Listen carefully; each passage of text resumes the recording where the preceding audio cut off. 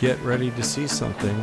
This is a Panasonic Lumix S1R 187 megapixel shift stitch, 5 or 6 images vertically, just done really fast, mediocre lens slapped together, just a touch of sharpening. And on top of it is two 47 megapixel shots horizontally stitched together, sized up to the same size. It ended up being 900 megapixels natively without any sizing. It's at print resolution. You view print resolution at 50%, not 100%. But this will show you something. Let's zoom up on this. This is a quarter mile away.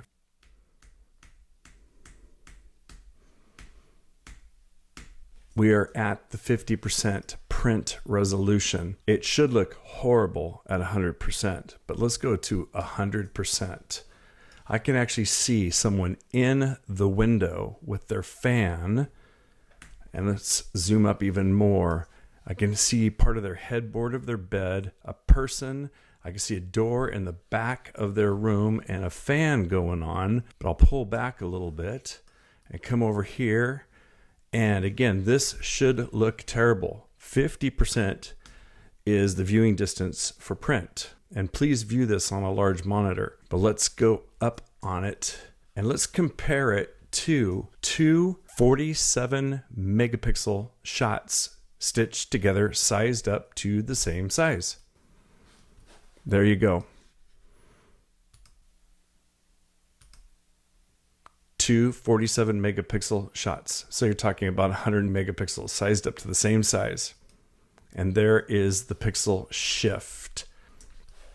You can't see anything. And look at that. You can actually see someone. You can even see the facial features of somebody right there. Every single bolt on the wall. The chairs.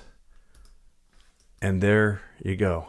And that is twice as close as a print at 300 ppi. This would be a print. And look at that.